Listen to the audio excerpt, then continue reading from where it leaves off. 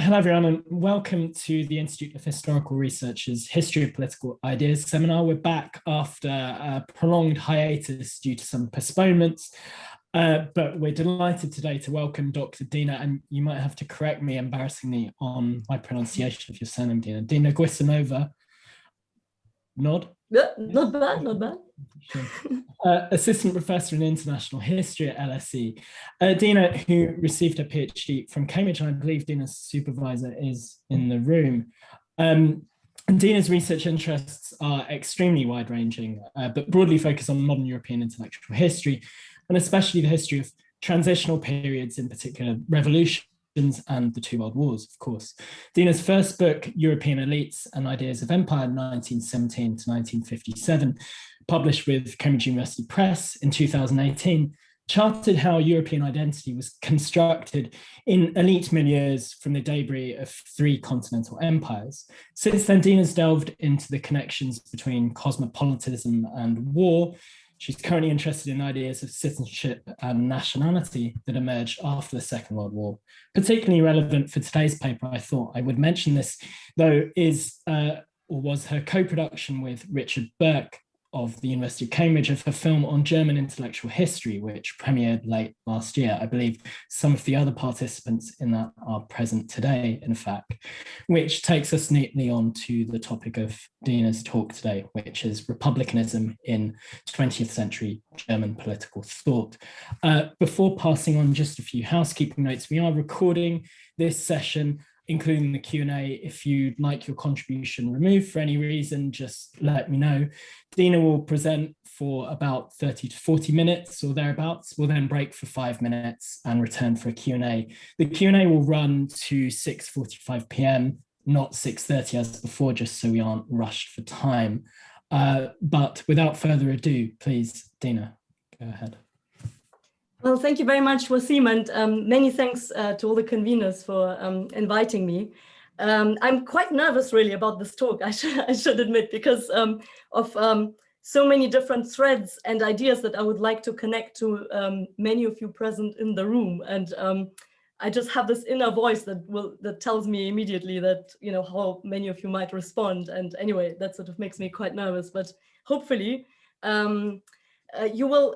I hope that you will see this talk as an invitation to think about what might be actually a story of republicanism in 20th century German political thought, rather than as a sort of master narrative in the sort of the equivalent of an ideas in context volume, republicanism in 20th century German political thought. So think of this talk as a kind of question mark, and it really starts with a survey of recent publications on works of German political thought and German historical thought, and some of my own research in these areas. And I was sort of thinking why it is that many historians from the periods after the early modern period have recently tried to learn and reintegrate the kind of methodologies of histories of republicanism and also Republican political theories into their own sort of material. So Spanish Republicans, 19th century, even Russian Republicans, Turkish Republicanism, Banu Tanaoglu's works. But for some reason, when it comes to German, let's say, material, I would just want to ascribe this to kind of people working in German intellectual history. There's a kind of reluctance to simply sort of join that, that discourse or that narrative. And I think there are different good reasons for it, and many of you have offered some of these explanations or reasons for it. I'm going to mention just some that influenced my thinking for this paper. There's, of course, Martin Ruhl's study of the idea and the broader uptake of the Renaissance in German thought. I suppose, I mean, he will probably say later himself why he does not necessarily speak about republicanism specifically, but obviously the idea of the Renaissance is a much broader influence on German thought than Republican political thinking. So in that sense, that's perhaps not, well, in that sense, that would be probably one of the possible answers. On the other hand, I'm thinking about Will Salinger's recent work on parliamentarism, in which Max Weber and Weimar political thought factors as a parliamentarian thinker. But again, the term parliamentarism is perhaps a slightly different, perhaps more neutral term than republicanism might suggest. Again, there might be also other reasons for this choice, which have to do, of course, with the not exclusively German-centric focus of his particular recent work. And there are a number of other such approaches, and I would just like to contrast it with recent work on other national traditions, which have actually suggested that it is perfectly possible to export a sort of idea or approach to republicanism to other contexts. So what is going on? Why is German republicanism not a thing in a way? And I tried to think about this talk in two ways. First, I want to approach it by talking about ways in which one could speak about German republicanism in the way in which research on republicanism in historiography and in political theory has developed. But secondly, I want to focus particularly on one aspect of this, which is rhetoric, specific uses of rhetoric by German thinkers throughout the existence of the several German republics in the 20th century, and thinking about the different uses of particularly historical examples for this rhetoric. And then finally, I want to conclude by talking a bit about what this kind of exercise simply of discussing ways of conceptualizing German thought in terms of republicanism, what one might actually gain from it in terms of broader questions. So let me now share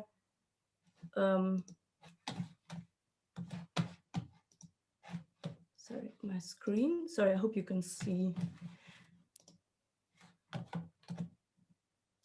Right. I want to begin with an image which belongs to the buildings themselves are built around 1900, but the image that I want to conjure up is actually the last year of the First World War. It is the 2nd of April, 1917.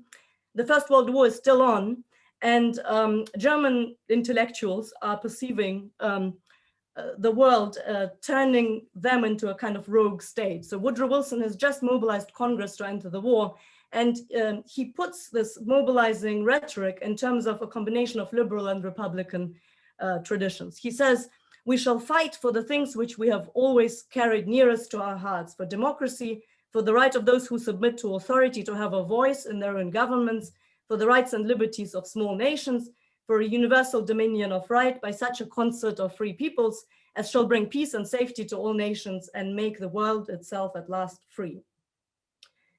A month later, 5 leading German thinkers assemble in the Berliner Abgeordnetenhaus, so the Berlin Assembly, this neo-Renaissance style building, which has been so powerfully contextualized in Martin Ruhl's recent book.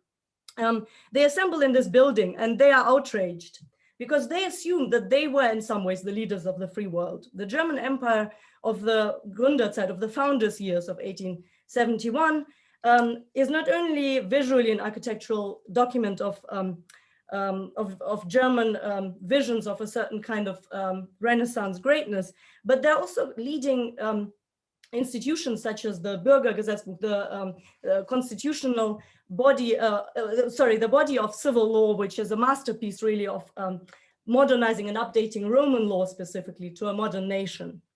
And the Renaissance represented by these buildings in Germany was a kind of imperial power state sort of version.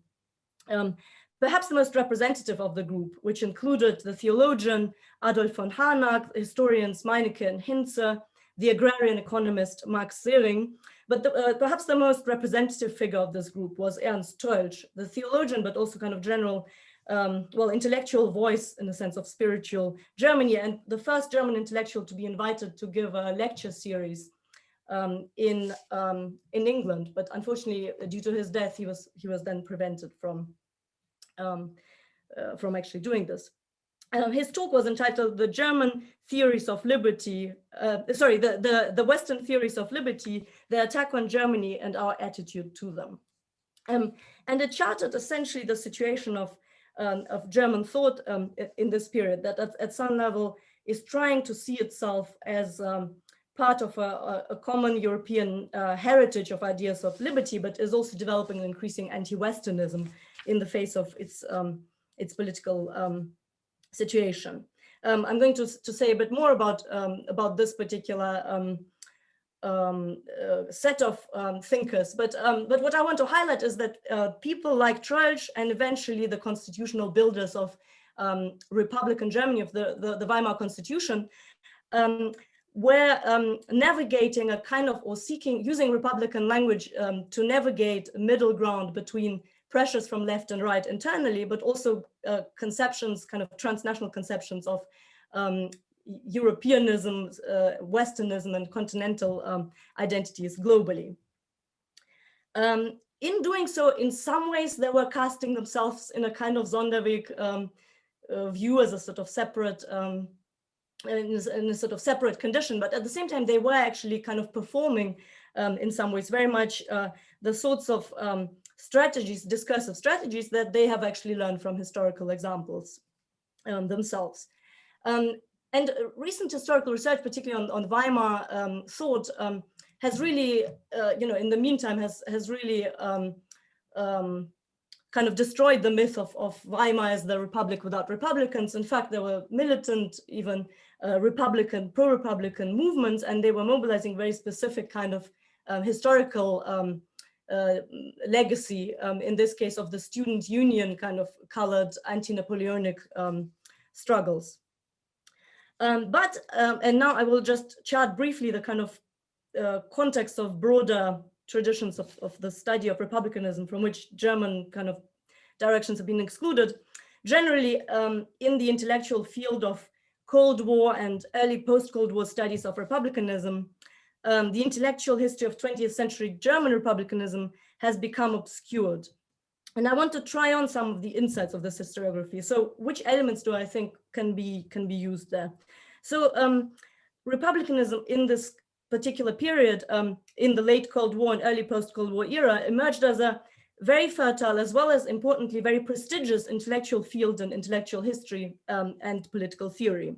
It was really a family of research areas, and centered around the history of case studies, especially from the early modern period, and including thinkers who could be identified by a common ethos, captured famously by notions such as Hans Baron's civic humanism, and also ideas of the modern state as an institution of freedom and self-government, and ideas of the resistance to tyranny, which became increasingly updated by some contributors to this discourse as also resistance in the kind of Cold War context to despotism associated with the Soviet Union. It was also a field characterized by a great deal of methodological reflection on providing alternatives to kind of positivist historiography of the past. And I don't need to sort of state now the more specific examples here, but I want to highlight particularly that emigres from Germany played a particular role in establishing a kind of universalist ethos in this field. So at the level of method, particularly methods such as iconography, became really crucial and showed a kind of great adaptability of this particular tradition to new environments.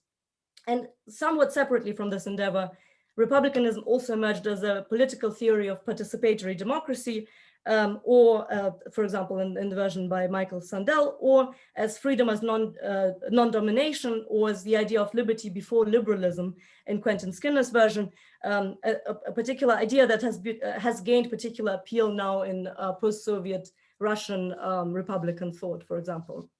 In the French tradition, there's also a kind of idea of seeking an alternative to statist republicanism through a critical theory of democracy associated with Pierre-Rosan Vallon and others.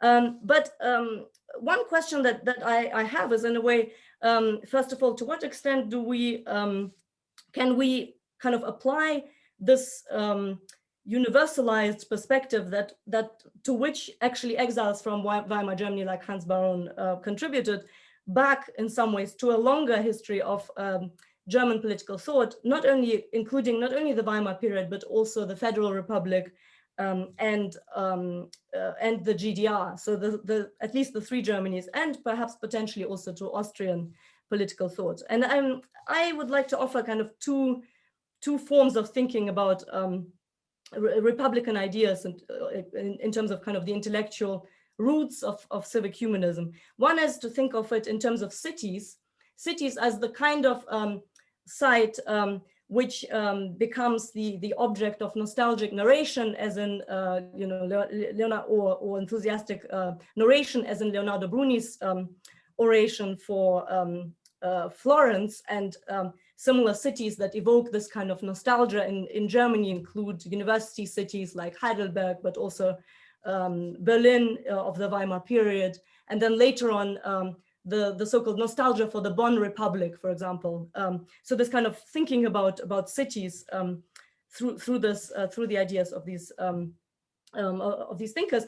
And then the second idea of the location, in a sense, of discourse of these Republicans is the idea of the university. So the university as a sovereign body, which again can survive various crises of political legitimacy, and also, not coincidentally, is actually the location for the transmission of the sort of translatio studi of the actual Roman Republic through the transmission of Roman law teaching, first through the Salvini school in Germany, and then later on, even throughout the Third Reich, despite Nazi attempts to kind of write it out in favor of German law, into the post-war period and the teaching of the kind of revived civic law and constitutional law of the Federal Republic. So the universities are sites of regeneration, but also kind of decidedly Western identity of Germany. And then later on, I'll just say a bit more about rhetorical dimensions of this. But let me zoom in a little bit more on the question of cities. And I'll think I will just stop the screen share for a second, although I'll come back to it later on. The most common ethos, in the sense of Republicans as objects of historical analysis, is that of people who think of freedom in terms of self-government at the level of communes, cities, and only later nations. And not surprisingly, in Germany, after the collapse of the German Empire, the question was, in some ways, to what sort of historical example attention might turn. And to come back to Ernst Troeltsch's essays, one general philosophical, I suppose, reflection that he offered in a very strange environment, the so-called School of Wisdom, financed by the compensation funds paid by the Weimar government to the recently deposed Grand Duke of Hesse. At this Congress, Troeltsch expressed his belief in what he called the contingency of historical truths. And in what followed were nearly 60 publications in what seemed to be a rather rarefied magazine called, the Kunstwart und Kulturwart, so kind of the protector of art and culture, but was actually a rather widely circulating magazine associated with the figure of Dürer and the kind of cult of Dürer, which later on continued in the GDR period very strongly with Dürer celebrations and the return of intellectuals to the GDR. So anyway, in this particular magazine, he experimented with a number of different competing orientations that the German people are torn to kind of favor. So these included council democracies, various forms of appeal to different kinds of ideological, short-lived ideological points of orientation, but also the danger of Americanization and generally disunity. And of course, this was presented against the backdrop of the generally imposed national disunity by the Versailles Treaty. So the fact that Austria and Germany could not unite and therefore not fulfill the actual dream of 1848, the unfulfilled unity of 1848. And of course, as in fact, historians have recently pointed out and as has been drawn attention to by a recent kind of re-edition to Troeltsch. I mean, Troeltsch has experienced a bit of a revival because of a new critical edition of his works, and has sort of eclipsed slightly even Max Weber, I would say, in the sort of intellectual discourse. after Troeltsch's untimely death in 1923, his star student Hans Baron, the civic humanism Hans Baron, together with Friedrich Meinecke, the established and kind of leading intellectual star really of the Berlin University, who was training many thinkers who were actually much further to the left of him, including Hedwig Hinze.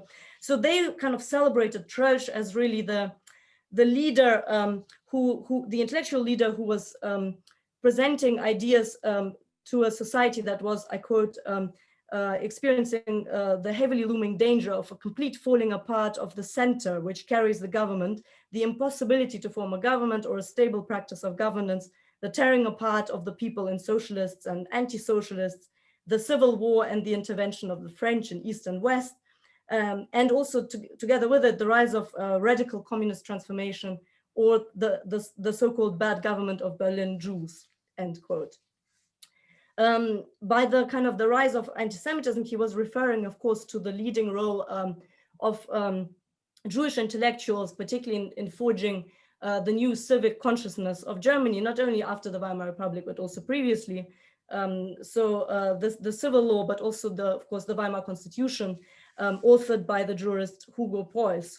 And now what links Hugo Preuss to the civic republican tradition of the Renaissance cities was his previous experience, of course, in writing about the city-states and the imperial cities of Germany, and particularly his kind of historical vision, in a sense that the rise of this kind of urban self-government had been enabled by the weakness of the imperial center of the Holy Roman Empire. In fact, I mean, I had said previously that Troeltsch was the first German to be invited to speak to an English-speaking audience, but Preuss was actually invited to contribute to the Encyclopedia Britannica of 1921, the entry Germany, the Republican Constitution. And in this entry, he wrote, I quote, "It was for Germany a piece of good fortune in the midst of bad that social democracy, which after the collapse of the old authorities had come to the top, should at this critical juncture have taken its stand up on the platform of political democracy and gradual social reform," end quote. So there's a kind of deferential tone in this, but then he defends his own constitution. And I mean, one should imagine today an encyclopedia asking an actual political leader to also write an encyclopedic entry about the nature of that constitution. He says, the new constitution of the German Republic puts the Reichstag at the center of the life of the state by establishing the parliamentary system of government on the broadest democratic foundation. And what he was particularly proud of was his incorporation of left and right elements, in a sense, in the kind of historical legacy of the sort of anti-imperial legacies of the Holy Roman Empire, in including the formation of workers' industrial factory councils, of district economic councils, and of an economic council of the Reich, the Reichswirtschaftsrat.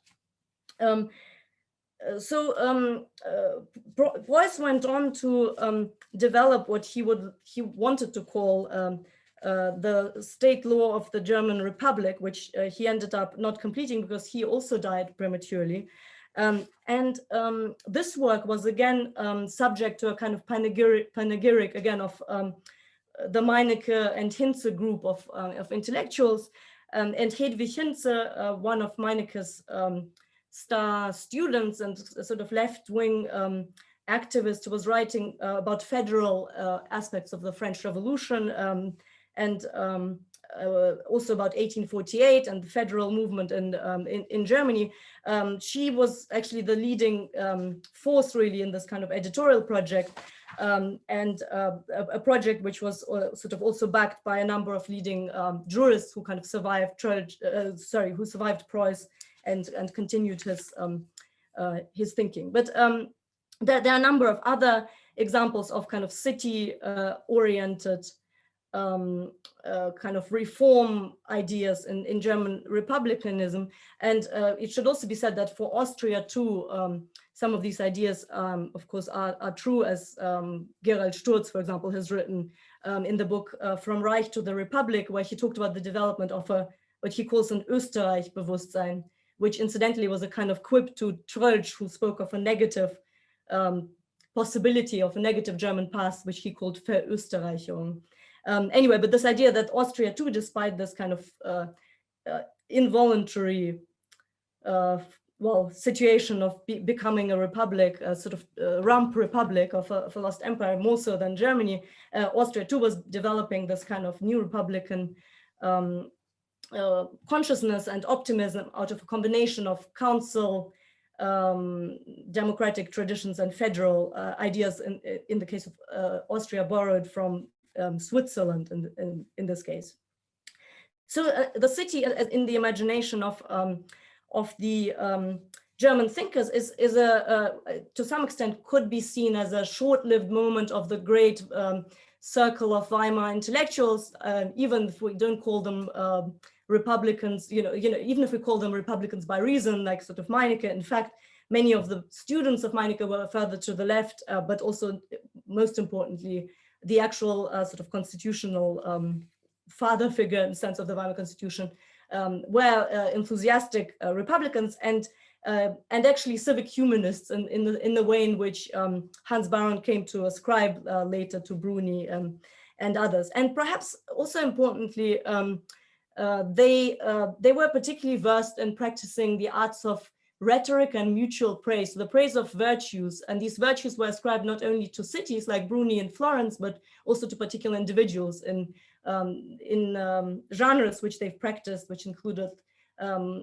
various orations, but especially, and let me show you now the screen once again, especially, unfortunately, for reasons of contingency, funeral orations, because there was a rather high level of deaths among German Republicans in the 1920s, but Republican, including militant Republican organizations like the so-called Reichsbanner Schwarz-Rot-Gold, had really mastered by the end of the history of the Republic the art of of commemorating the virtues of these figures.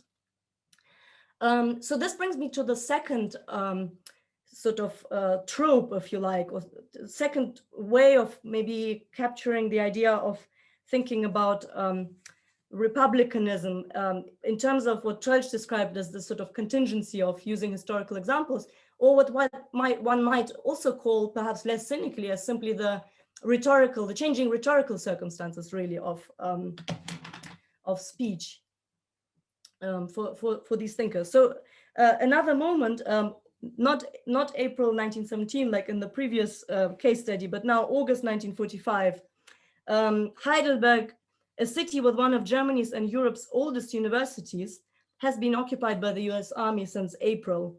It's the beginning of a 4-year period when no German state exists. By 1949, there would, of course, be 2 versions of Germany, a Western one and a Sovietized one. At this point in between, Karl Jaspers, a philosopher and psychologist, or psychiatrist rather, is called upon by the US authorities to lead the effort of reconstructing the German university. Jaspers had been living in the city, but was expelled from the university in the late 30s. 2 weeks before the US Army entered the city, his Jewish wife was due to be deported to Auschwitz. And Jaspers describes the events in a kind of provocative phrase, really, for Germans at the time, as a liberation. So this thinking about freedom, I suppose, in this context is certainly not a kind of a freedom from domination in this sort of standard sense, but of course it's the voluntary dependence, in a sense, on the American occupying authorities in the condition of which is experienced as a liberation from the despotism of the Nazis. So as Germany was divided among the 4 occupying powers, the rectors, senior management, and professors of its universities faced the prospects of being held accountable for supporting the regime. After all, many of the rectors were colonels of the SS. Some rectors even committed suicide, similarly to mayors of towns and so on. But I want to mention here kind of other, a kind of narrower, perhaps, question, which is, what is actually the future of the university in West Germany and in East Germany in this sort of context, against this backdrop? Jaspers said to his audience, I quote, "Today, when we have almost lost ourselves as a people, when in the rubble of state and economy we are not yet a people again, when for the moment we must be satisfied with a provisional culture, the university can contribute to the rebuilding of our self-consciousness as a people.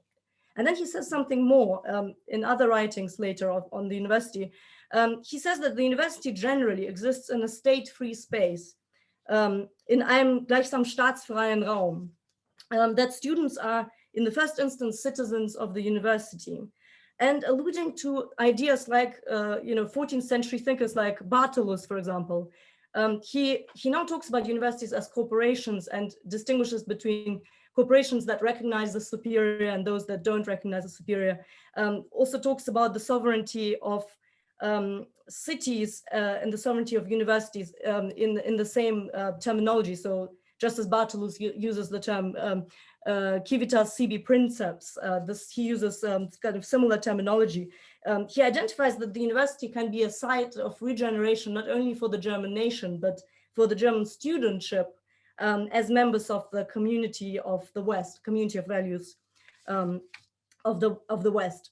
And this should be taken against two alternatives, really, two alternative positions. The other one, not very far from him, Martin Heidegger, of course, barred from teaching by the French occupying powers, but starts corresponding with French philosophers, existentialists, and writes in a response letter to a question by a French admirer, his famous letter on humanism, in which he declares that basically humanism is dead. He speaks against humanism, and he wants to say that because I quote, because we're speaking against humanism, people fear that this equals a glorification of barbaric brutality. But in fact, end quote. But in fact, he does not want to endorse barbaric brutality, but really speaks, charts a different kind of understanding of existentialism than the sort of Marxist influenced humanism, or attempt to revive humanism in this period that sort of starts circulating in France. So anyway, there's the question of, for the German academic sphere, for the German students, there's a question what to do in a sense with the humanist legacy in the face of Nazism. And one very dominant solution offered by Jaspers is to rethink the university as a kind of sovereign body, independently of its dependence on a regime. The second example, or the second model that existed, of course, emerged in the GDR. This was the idea of making a new type of university. One could describe it maybe in today's language as inclusive, but particularly facilitating access to the direct participation of workers and peasants. I want now, in a kind of wink to Axel Körner, I think, who's thinking also about the transnational circulation of ideas, but also circulation of ideas in different regimes. I want to emphasize here work in Leipzig by the rather establishment artist Werner Tübke, but one who particularly, who was particularly a great master, or really, of kind of combination between socialist realism and neo-Renaissance muralism. And he epitomized the use of kind of pedagogical muralism in GDR culture, which really continued very much the sort of cult of Dürer, fascination with the Northern Renaissance ideas, but coupled with Southern Renaissance iconography, really. And yet again, he was constantly in dialogue with the sort of traditional depictions of the academy, right? So I'm just sort of going to zoom in on two details. So here, you don't need the reminder, right? Raphael's Stanze della Signatura, with a sort of ordered and hierarchical image of academia, with the Western philosophers and various hierarchically organized thinkers around them. By contrast, in Tübke's painting, there is a sense of direct representation of workers and peasants corporations in the sort of continuation of one aspect of maybe Preuss's sort of dream. And not only are workers and peasants, in this case, actually workers only, no peasants, represented in the painting. There is also this man, not very visible here in on the right. I'm not sure if you see my cursor. Anyway, I don't know how to describe him. Anyway, a middle-class looking man in the midst of the workers, who is actually the SED party leader. And while he is not in the center and in no way kind of the leader of this particular community of scholars, students, and workers, to those in the know, he is certainly somebody who one could say pulls the strings there in that particular organization of knowledge. And yeah, I just want to conclude really to conclude this section on sort of the university as a sense of as sort of revival of the German link to a kind of historical past that centers on ideas of liberty and self-determination, by talking briefly in summary about what one might learn about, I suppose, history and rhetoric from these German examples that maybe you know, is perhaps of general, more general interest. So I've emphasized that all dimensions of this German republicanism were deeply historicist in character. They relied on ideals taken from different periods of history, but on a rhetorical ideal certainly taken from antiquity, which really drew much on Cicero's Cicero's teachings really of the need of rhetorical persuasion really to contain elements of or take account of elements such as location that is important for memory, the exhortation of virtues in contexts like laudatio, particularly in funeral on occasions such as funeral orations, in the uses as much as possible of allegorical representations really of virtues, in which the virtues of individuals and the virtues of persons and regimes kind of blend. And this is a tradition that particularly that Hannah Arendt actually re-emphasized once again in a laudatio from 1958 on Jaspers, when Jaspers received the Buchpreis, a very prestigious prize in West Germany. I quote, she says, in the laudatio, everything, as the Romans said, that everything has to be emphasized that pertains to the dignity of the person from the oratore. She emphasizes further that what the dignity of Jasper's person in particular is his particular humanity, which is a humanity that has gone through the trials and tribulations of existential situations and existential choices. So this is sort of one aspect of this. And the other aspect of this tradition is the rhetoric of pedagogical muralism, which really emerged in the Weimar era tradition, which started the funding of what was called Kunst am Bau, so art in the public spaces. I think in Britain it existed too. It was called penny something, anyway, penny for public art or something like that in the 60s.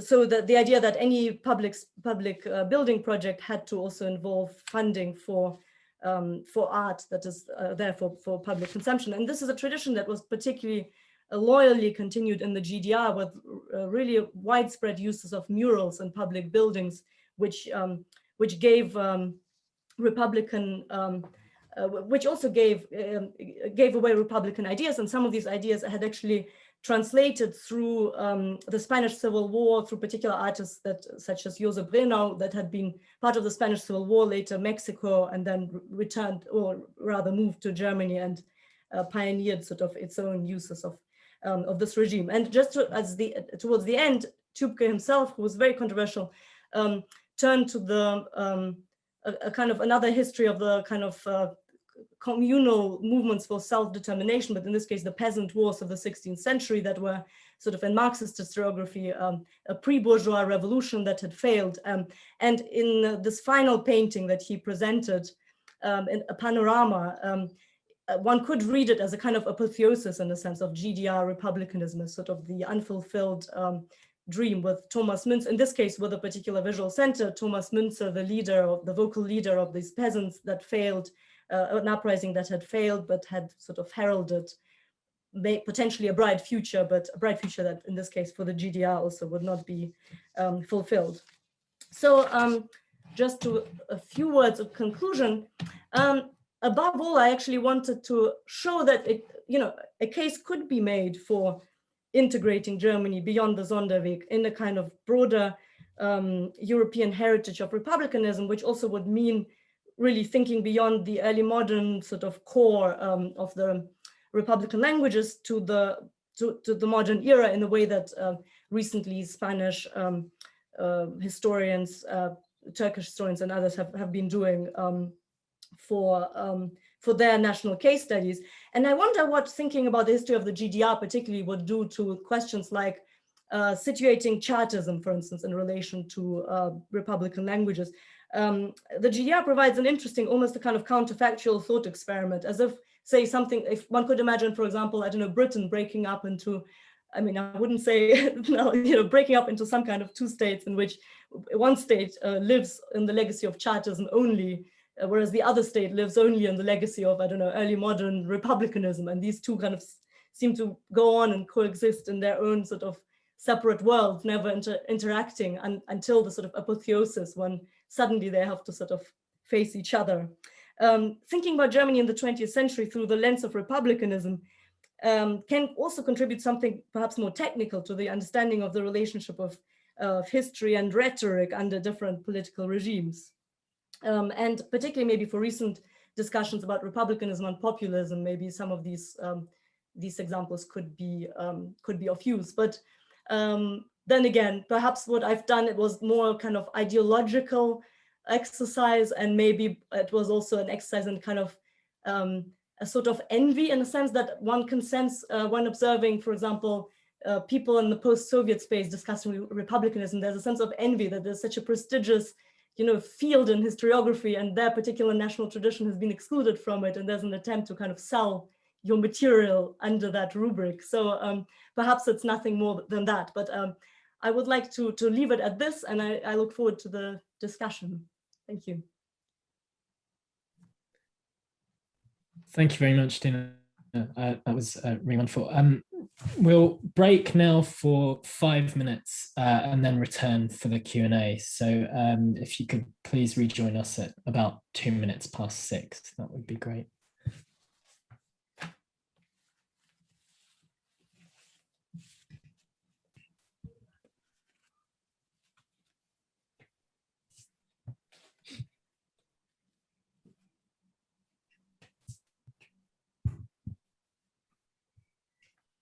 And again, feel free to turn your mics and videos on and say hello.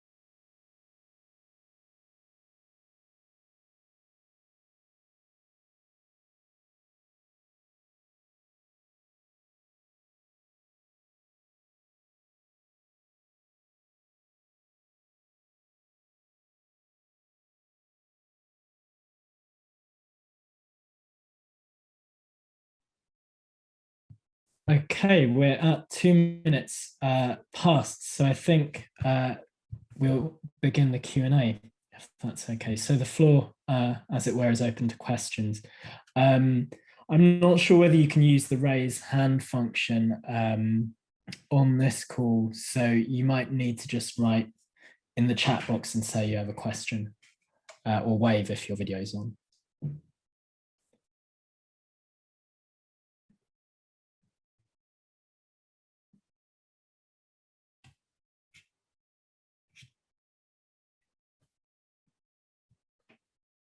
Who would like to ask first?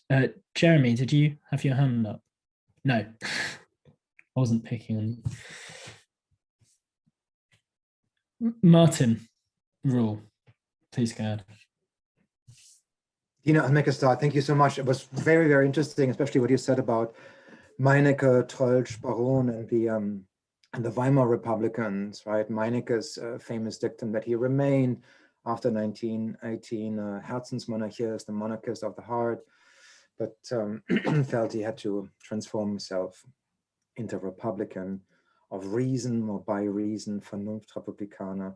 I thought you reconstructed that milieu very well, and also I think rightly highlighted the importance of Troeltsch. I think Robert Norton is just about to publish a big intellectual biography of Troeltsch with Mohr Siebeck in Germany, and that's sort of the beginnings of a new type of German liberalism.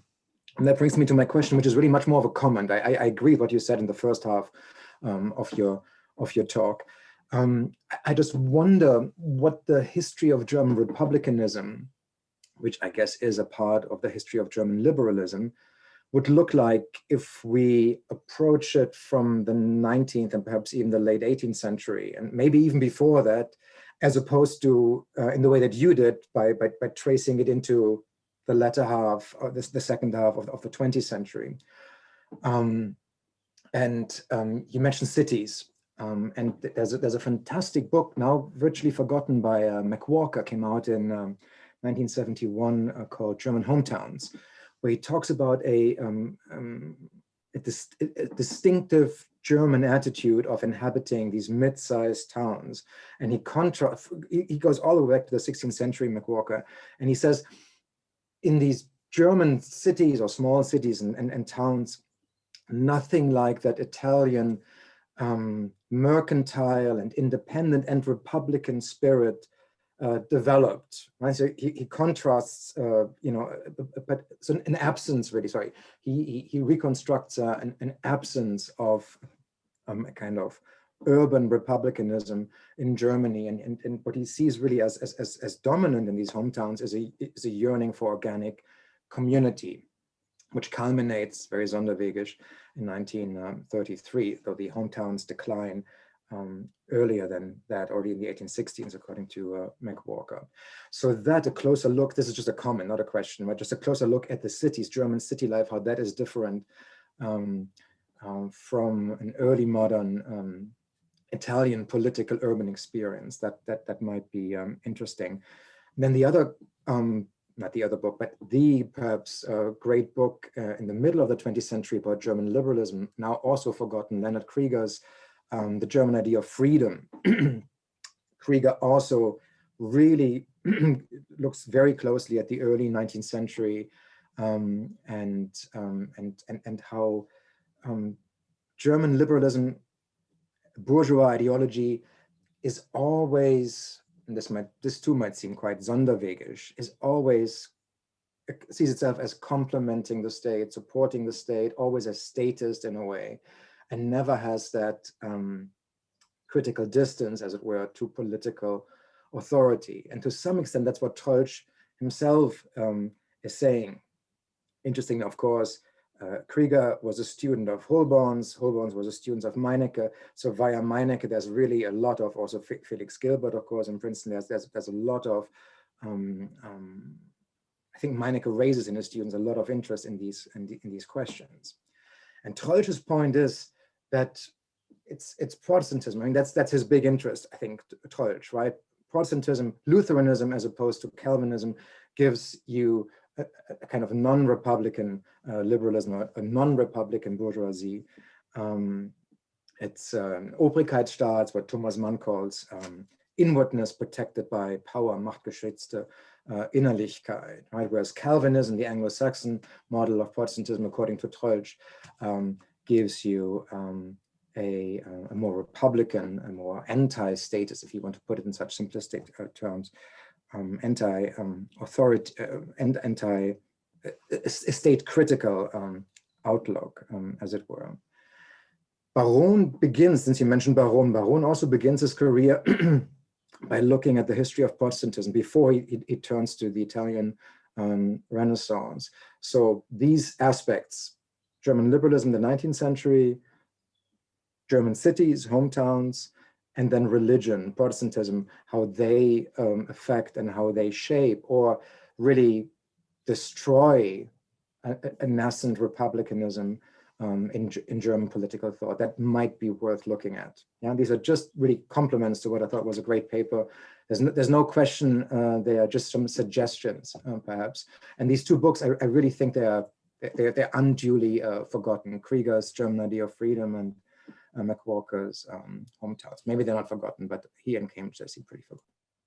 Yeah, thanks. Just to point on the cities, I guess like one would have to essentially distinguish between these imperial free cities and the little princely towns, essentially, that are kind of the little principalities that are no different from Prussia or any of the big states, but the free imperial towns, of course, would be the key there, and they're the Protestantism of the merchants, or I don't know, Hanseatic League as well, and so on.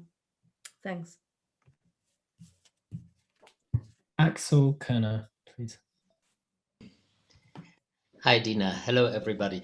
Dina, you started with this question, why is republicanism not a thing in German political thought? And then you gave us lots of examples that were abstract or allegorical, these examples from the arts and so on. And I wonder if that is actually the reason that it really didn't enter so much debates on German political thought, because there are no good historical examples. If you compare Italy and Germany as two late nation states, as we sometimes call them, in Italy, they could refer to the medieval city republics in a positive way. They even reinvented the Etruscans as being early republicans and so on.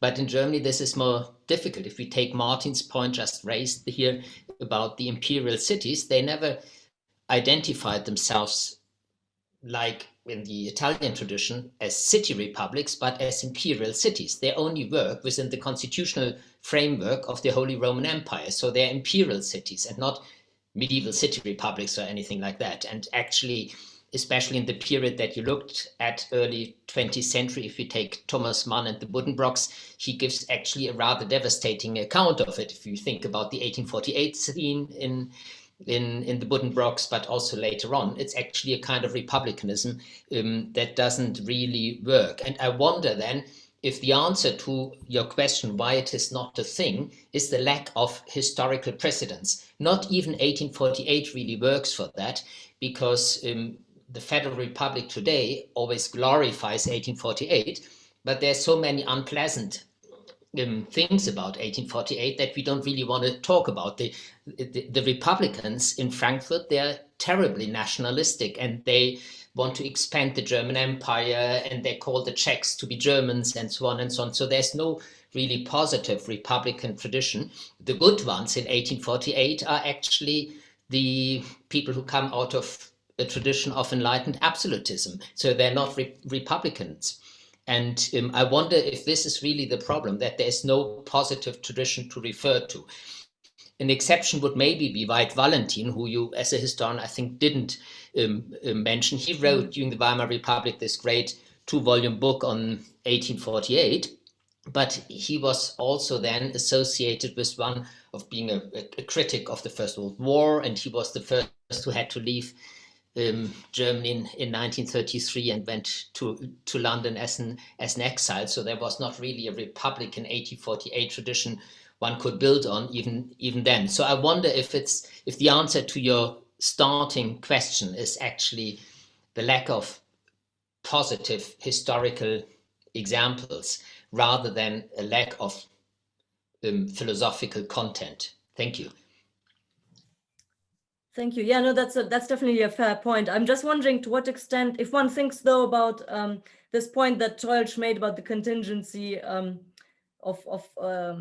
historical examples and also of historiography itself as a kind of work of Cold War political thought. I'm thinking of Lionel Gossman's article on Burkhardt as a Cold War liberal and that kind of approach. So why isn't there more kind of, I don't know, even slightly more maybe ideologically engaged sort of historiography on republicanism? That's what I'm thinking about. So I suppose one could describe, I don't know, somebody could have described, I don't know, Habermas, or there's new research on the Federal Republic, political thought, on Birkenförder and these sort of constitutional theorists, but they're sort of usually kind of described in narrower terms or only as democratic theorists, but not as Republican, I don't know, theorists. So yeah, but I take your point though, that it's difficult and there's a kind of general mistrust towards the use of historical examples altogether, I guess, that explains.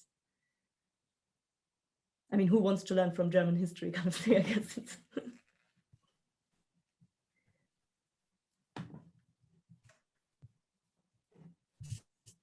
Dina, so I have a brief question, if I may. I suppose it relates back to what I was saying about Hugo Preuss's ambition or fulfilled goal of reconciling sort of ideas from the left and the right on political organization in an industrial society. And I wondered to what extent the Republicans, you've said are not necessarily just Republicans through reason, but are committed, are engaging with sort of workers' self-governance and the conciliar tradition. You did mention the precedent of workers, soldiers, councils, and so on. But obviously, after 1919, this sort of that moment of efflorescence is over. So, is there a sense that these models of workers' councils will be important for a fully flourishing republic as a sort of hub of sort of developing citizen capacity? Is that, and if that's the case, what happens to that way of thinking after the Second World War? I mean, is it circulating in the Bonn Republic, or is it killed dead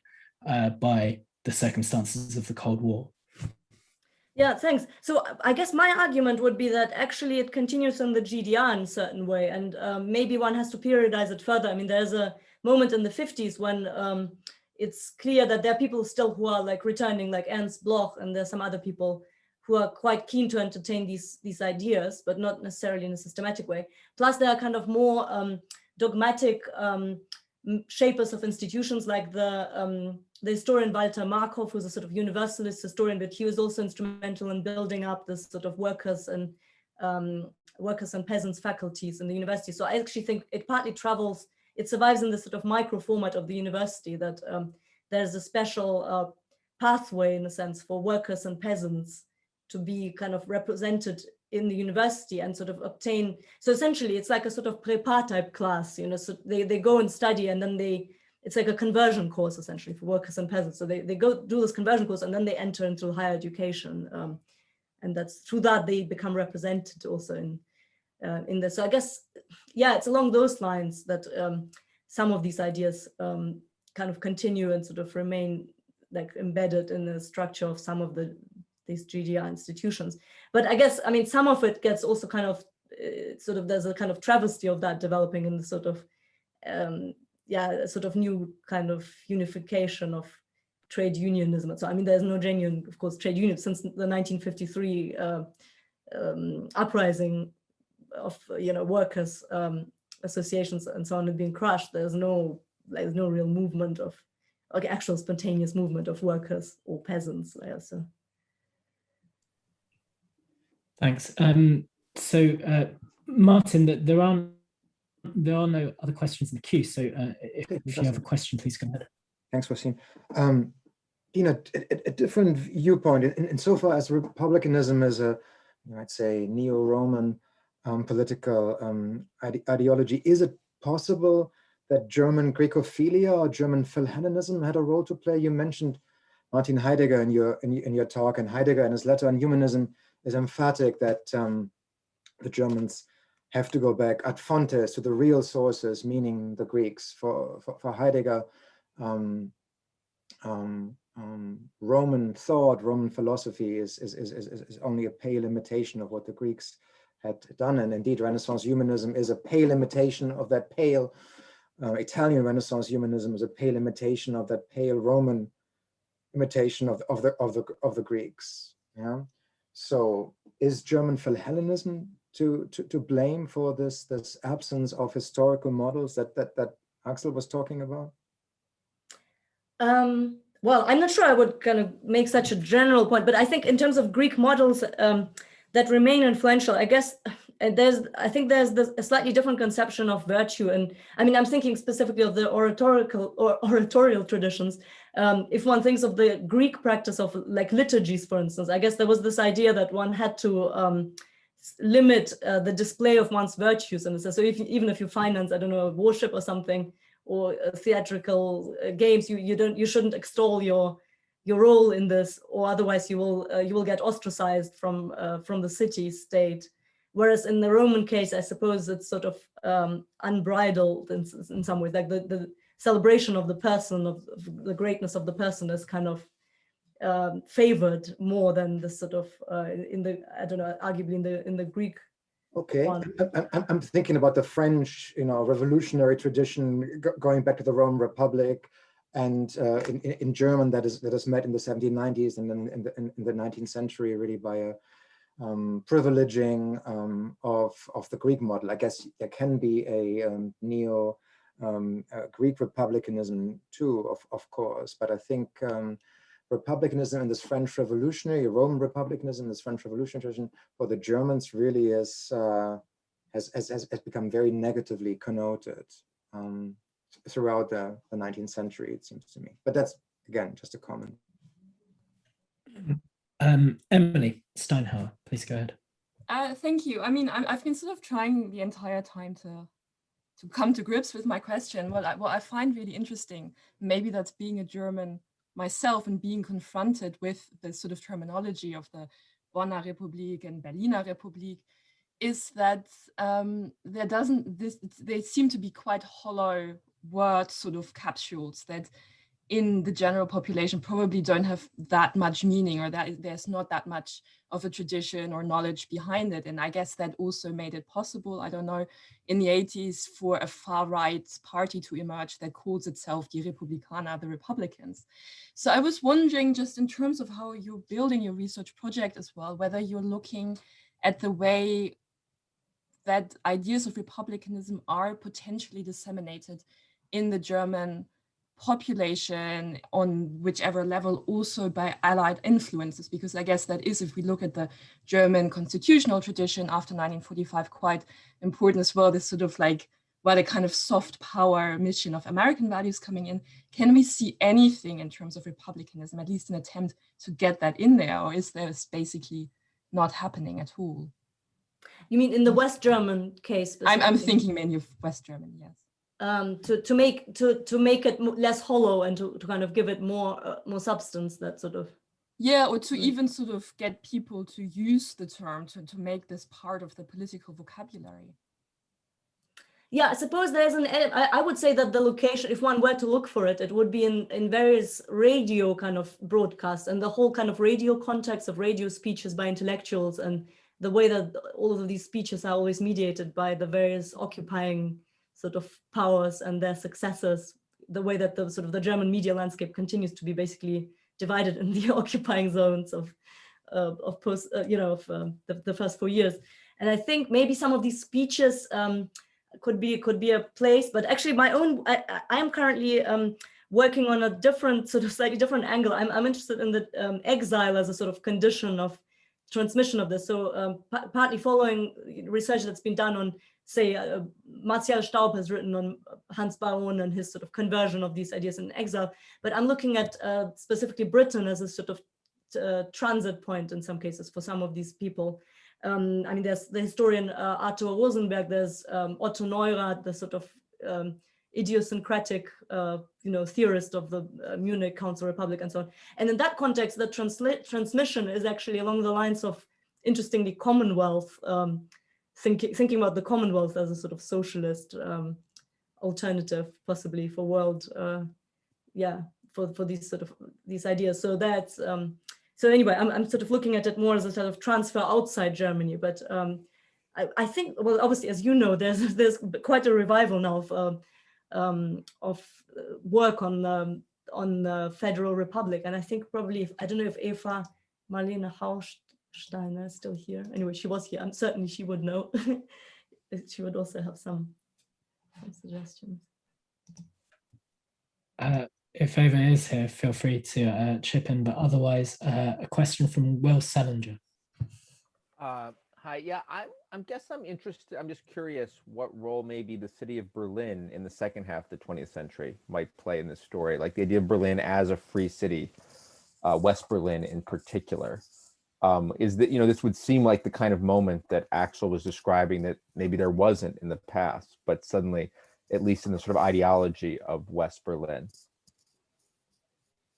Yeah, thanks. I think there's a great deal written about West Berlin as an island and this whole conception of the island of freedom, and also various institutions like Free University and the founding documents of Free University as a kind of opposed to the occupied Humboldt University that's not available to the West and so on. So I don't know, I would probably think along those lines. It's, yeah, one of the difficulties I find is sort of locating a good and interesting body of text. It sort of feels like one has to do a lot of this sort of reconstructive work on little interventions, and it's sort of laborious, and sometimes, especially when it comes to, say, the GDR, very, I don't know, difficult, I find, reading through some of the language. But anyway, but yeah, that I would say that it's an interesting possibility. Think about the island in the long term as well, as, I don't know, more and utopianism and islands and that kind of. Quentin.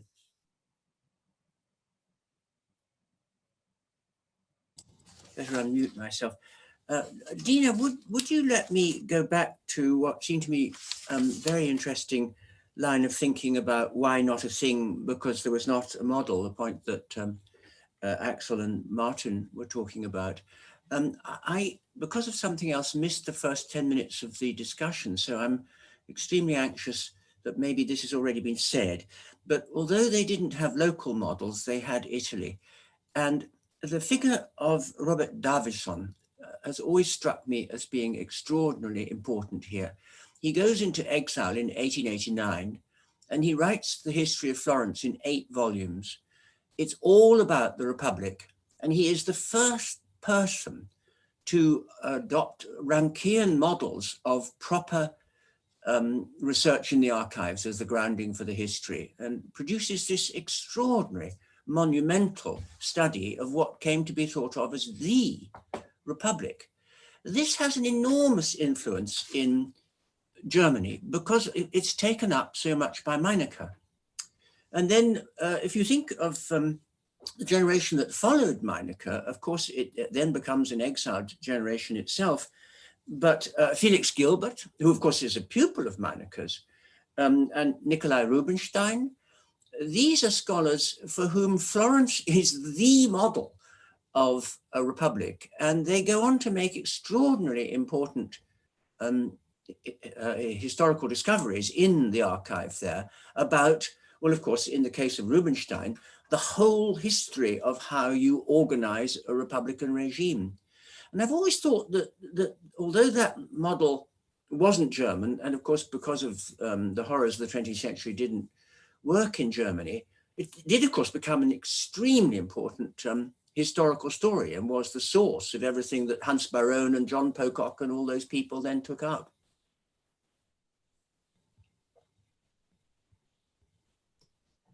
Yeah, thank you. That's really very interesting. I've only looked at the 50s and Rubinstein's work a bit, and particularly on on the frescoes and generally the sort of Warburg School context. And I did think about it because of the proximity of this generation to projects directly to do with German re-education. I mean, Pevsner's deployment and various other people, and just this idea that it was an extremely practical. I mean, you said how you organize a republican regime. I mean, it was an extremely practical question for them. That Yes. that they really had to engage in sort of on a very day-to-day basis in actually organizing public spaces, educational programs, entire curricula. And Yes.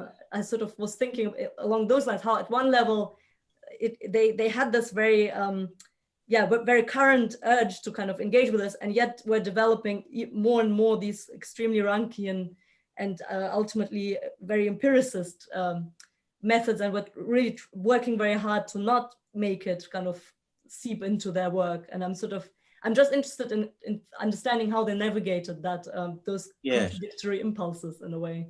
Yes. Well, there are different schools, aren't there? I mean, someone like Hans Baron wouldn't have known an archive if he encountered one. And his work, in retrospect, just looks like his contribution to the Cold War. You know, you have to be free in order to flourish.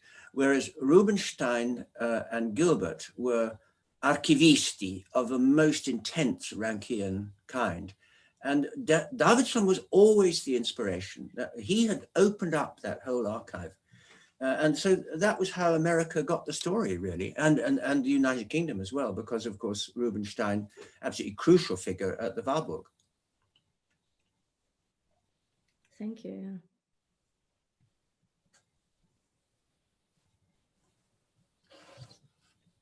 Just checking to see if I've missed anyone. I suppose, Dina, if I can abuse my position as chair, I wanted to ask about the concept of autonomy, and specifically the sort of heritage of a post-18th century German Republican sort of philosophical tradition. I wondered whether after the Second World War, whether there was a conscious decision by any of the people you're looking at, especially, particularly in the Bonn Republic, not to rely on, say, Fichtean examples of republicanism premised on an idea of autonomy and self-determination, precisely because, say, Fichte, for example, had been appropriated by the right, of course, in Weimar, and because that concept of self-determination as a prerequisite for a republican regime might have seemed a little unhelpful in a period where German sovereignty was so specifically constrained. And that also, I suppose, takes me to the question of European integration, which, of course, you've written on at length. And I wonder whether the people you're looking at had particular thoughts about how these older models might need to be updated for the European sort of integrative context. Of course, the idea of the imperial city, in a way, seems quite suited to that. So in a way, you could imagine German republicanism premised on specific German examples being quite useful in the post-45 context. So autonomy in Europe, I suppose, the two questions. Yeah, so first of all, I mean, autonomy and Fichte is clearly, Fichte is kind of really a kind of a no-no against this. I mean, partly also because of the Fichte Society in 1914. I mean, this is already something that even for the Weimar people is already a bit of a kind of, taboo is maybe a bit strong, but I mean, it's not really a useful reference point because they're already kind of implicated in some of these societies. And but I think, but Kant, certainly there's a kind of attempt, of course, to go back to Kantian models, and what survives of the sort of Kantian, especially neo-Kantianism, as a sort of way of modernizing or adapting Kantian ideas to the sort of needs of these particular societies when it comes to especially methodologies of the epistemology of in modern universities. But in terms of Europe, I think European integration, I don't know, I have looked particularly at the teaching of Roman law in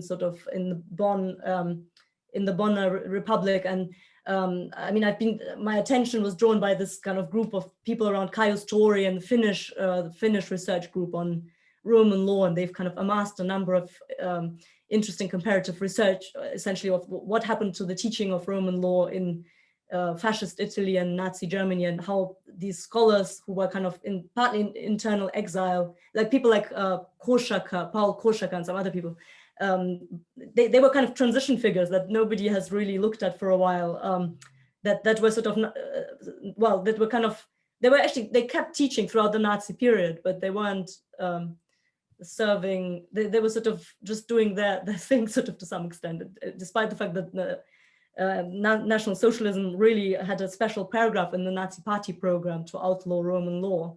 I think paragraph 19 or something. They were actually teaching, they continued teaching it because essentially Nazi officials weren't sufficiently knowledgeable to really understand what's going on in the law schools. And I think some of these people, they touch base via exiles from Germany that starts teaching in American law schools. And they think basically they can use the example of the American law schools and the way that they make kind of obligatory this sort of education in Roman law as a kind of part of the training of the public lawyer. They want to kind of re-import this or make sure that it continues in Europe. And I think that links also to European integration and partly the sort of at least certainly the symbolic dimension of the Rome agreements of 1957, and the fact that it happens in Rome, and what's the sort of idea behind that. And it's sort of an alternative to the more oligarchical kind of pathway of European integration that was organized around natural resources and technologies and sort of atomic sort of agreements. So I think there was certainly a strand essentially of jurists who really thought genuinely that continuities in teaching of Roman law will ensure the kind of survival of this kind of this kind of heritage. Thank you. That's really interesting. Do we have any further questions? We're actually past the time we usually end, but as I said, we've decided to end things at 6:45 from now on. But you also finished your paper on time, Dina, which is very rare, which is why we have some spare minutes. Well, if then no further questions, I think then perhaps we could show our gratitude to Dina by turning our videos on if you can and waving to show that we're here, or using the clap function. that wasn't my idea, Dina. Thank you very much, Dina, for a really, really wonderful paper. I'm excited to see what comes out of it.